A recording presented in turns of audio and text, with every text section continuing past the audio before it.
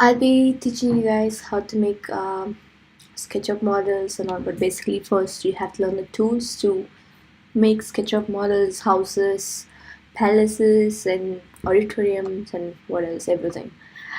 So this is like the largest toolbar you can get, or you could just use the short ones, which you basically find. Or if you don't find these large ones, you could just go to the in Mac. You could just go to the View, and in the tool palette just like the large tool set, or in Windows you just right click it and you just select the large tool set, which since I'm using Mac I have to go to the view. So okay, so the basic tools would be like, see, this is the selection tool. In whichever tool you are, like, see, suppose I'm in this tool, I just press space, it becomes a selection tool. So you just come back to the selection tool quickly, just pressing the space. And then so basically I start with the simple ones, line, which you can just say L, just type L and it becomes line. So you just basically make lines, make houses however you want. See, basically lines make surfaces. Yeah. Okay, the next is rectangles. Everyone knows. See, you have the dimensions here, so you can always measure it even for the lines or rectangles. Like, see, I could just give maybe 25 comma 50 and then becomes a rectangle, whichever you want to make. Or you could make rotated rectangles here. Like, how do I want it? Now I want it somewhat like this, or something like this. See, that's a rotated rectangle. Or you can just make an arc, but that's my favorite arc. We try out all the arcs, but I'm not going to be showing every arc because it's quite easy. It's your assignment. So this is the arc. This is my favorite arc because it's quite easy to handle. So that's it. Then press enter space, so it becomes a selection tool. You can just have a shortcut of arc as A. Just press this. It's selected already, which means the arc is separating both the layers. And so now if you want to move, so this is the move option. But what do you want to select? First select what you want to move and select it completely. Okay, now you want to move this. Go to the M, or just press M, or just go to that tool and then like move it around. Now you want to move wherever you want to move, you can just move it. See, it's floating on the space. You want to hold this and it had to be there. That's how you move it. Now the main thing, this is a push tool, which you just press P and see, you could just give a distance, maybe like 5. So that's like a block. It's a huge block. See, let's also push. See, so it's quite useful. You'll be seeing how to use it in real architecture soon enough. And then there's this offset tool. You can just press O2, F2. Just like imagine your wall size 0.25. Oh, that's so small. Yeah, but that's the wall, and you don't want anything inside. Just go to the push back and press it. Yep. But you want a floor, just draw a rectangle there. Wherever you want to, just, it's your wish. So yeah. And then what is this? That's what you want to know, right? So this is called rotation tool.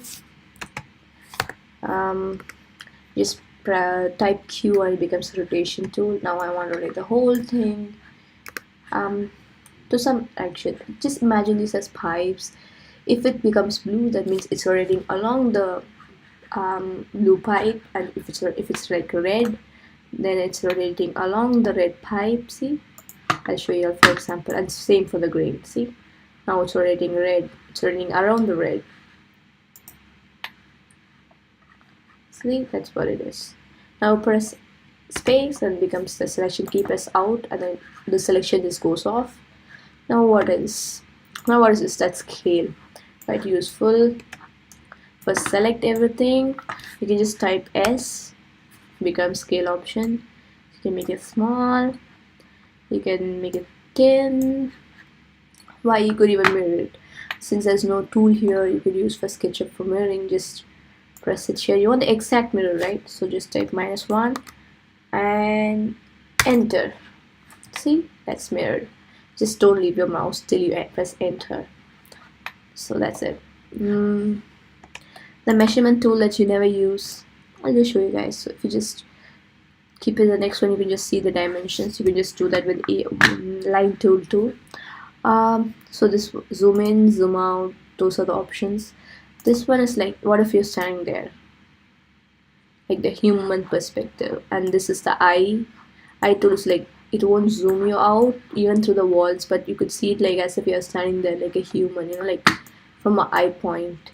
But zoom out, you just go through the layers, but eye, you don't go through the layers. And then the orbit tool, that's O, that's like you just rotate for rotating it. And then this is the pan tool, just moving it around the screen. And then that's the section tool, you just keep it wherever you want. Now you want to cut it, now you want to move this, you don't want the section there. So what would you do? Just go to the move tool, go here, and then press M and move it. That is move tool, you know, like wherever you want to cut. Now we are cutting to this thing, but you don't, now you can see how it looks if it was cut there. It's like a section, but you don't want this right now, so you just select it and press delete. It goes off. It like it never existed before. So now what is the these are the tools. Now I could show you guys the offset tool. It's quite simple. The thing is, it's like this. Pull tool is simple, you just pull it in any one direction, but offset tool is quite hard, like this. Now I'm making a circle and it's a line. Now pull tool, what you could do is you can just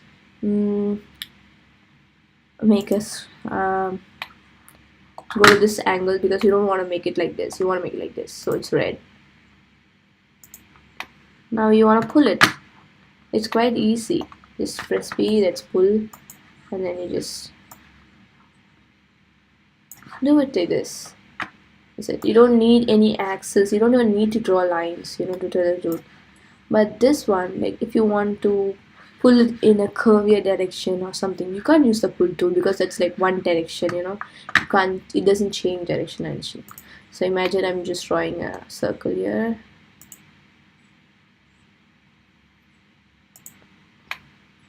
Yep, I drew the circle here. Now I want to like, this is called follow me tool, you know, it's quite useful. See, it's like it follows, you can make pipes.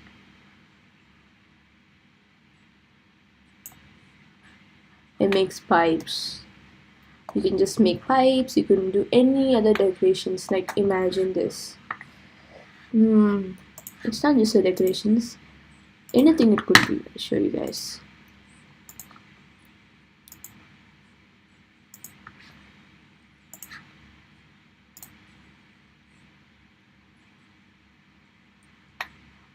Oh sorry, that everything happens, but just make sure when you draw it, and then just see if it's on the face, you know, and then like this. Now I made some structure, now I'm like rubbing it. Now I'm going to show you guys how actually why the follow me tool is so important for me, and which would be for you guys.